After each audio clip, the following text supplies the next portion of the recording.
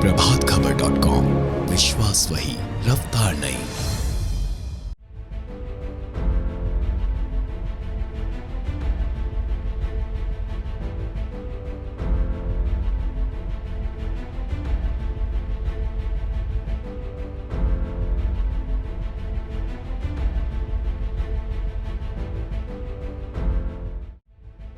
उत्तर प्रदेश में मैनपुरी उपचुनाव के लिए नामांकन खत्म होने के बाद चुनावी सरगर्मियां तेज हो गई हैं, क्योंकि आगामी मैनपुरी उपचुनाव अब इमोशनल संग्राम में बदलता जा रहा है। इस उपचुनाव को लेकर समाजवादी पार्टी की तरफ से प्रचार अभियान तेज हो गया है और इस प्रचार अभियान में जो सबसे खास बात देखी जा रही है वो है यादव परिवार की एकता। जी हां, अपने अभिभावक दिवंगत मुलायम सिंह यादव की विरासत को बचाने के लिए पूरा यादव परिवार एकजुट दिखाई दे रहा है। दरअसल एक ऐसी घटना घटी है जो चर्चा का विषय बनी हुई है। मुलायम सिंह यादव के सबसे प्रिय भतीजे धर्मेंद्र यादव अपने ताऊ को याद करके फपक कर रो पड़े, मंच पर ही भावुक हो गए। रोते हुए धर्मेंद्र यादव ने कहा कि मैंने कभी कल्पना नहीं की थी कि नेताजी के बिना भी चुनाव लड़ना होगा। मैनपुरी के लोगों जिन्होंने नेताजी के जाने के बाद इस चुनाव को इतनी चुनौती देने की कोशिश की है, उन्हें आप लोग अपने वोटों से भरपूर जवाब दे देना। धर्मेंद्र यादव का वीडियो अब चर्चा का विषय बना हुआ है। इस दौरान लोग उनके वीडियो को जमकर शेयर भी कर रहे हैं। मैंने कभी कल्पना नहीं की थी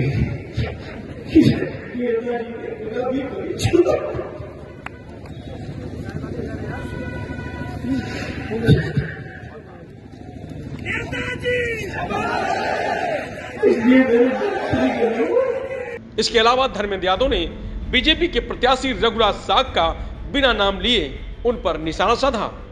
धर्मेंद्र यादव बोले कि जो 2 दिन पहले सफाई में श्रद्धांजलि दे रहा था वो आदमी नेताजी के खिलाफ उम्मीदवार बनकर घूम रहा है और मेरे मैनपुरी के क्रांतिकारी लोगों, आप बर्दाश्त कर लोगे इन लोगों को?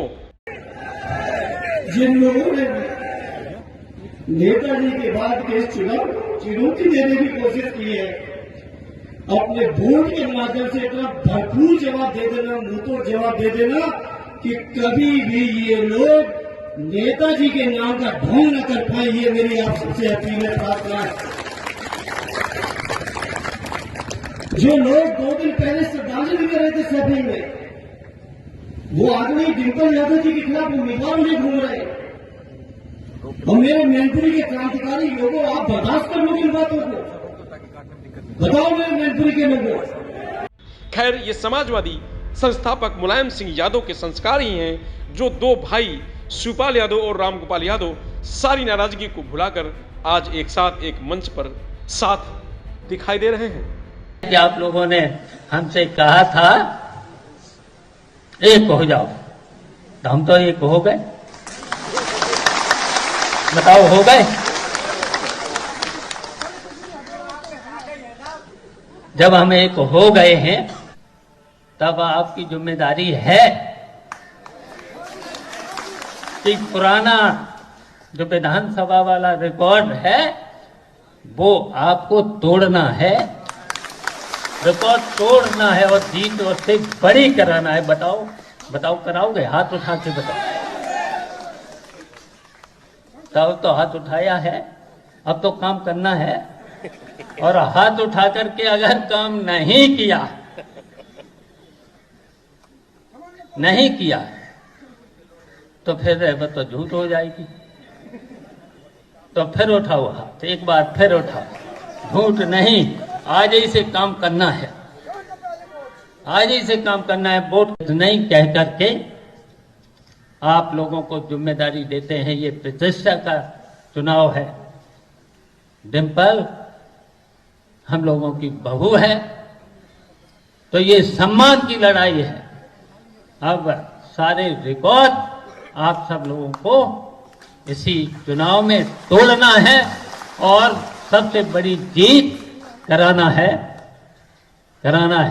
और फिर बातें और बाद में होंगी। अभी तो जनसभाएं भी होंगी बड़ी बड़ी, उसमें बातें और होंगी।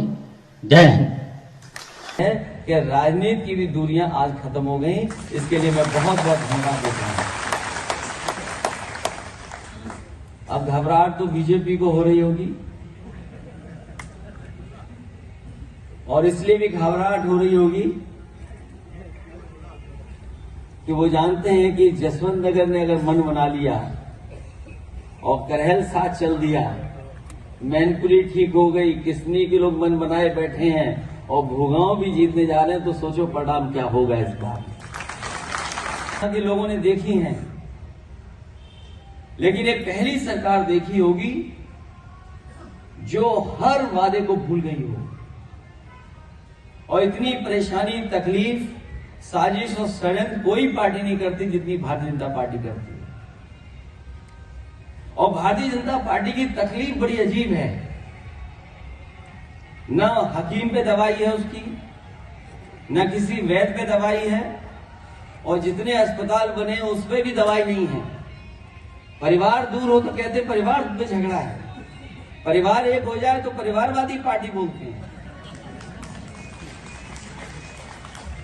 और ये तकलीफ भाजपा के लोगों को है और रहेगी, क्योंकि बहुत अलग तरह का चुनाव होने जा रहा है। ये जो समाजवादी रास्ता नेताजी ने दिखाया है, उसी रास्ते पे हम लोगों को चल करके समाज और देश की दिशा बदलनी है।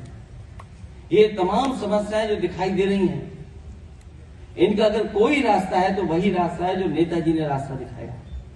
जो नेताजी का रास्ता था राजनीतिक रास्ता, जो नेताजी ने सामाजिक रास्ता दिखाया, और जिस लड़ाई को लड़ने का काम किया, उसी रास्ते से खुशहाली आ सकती है।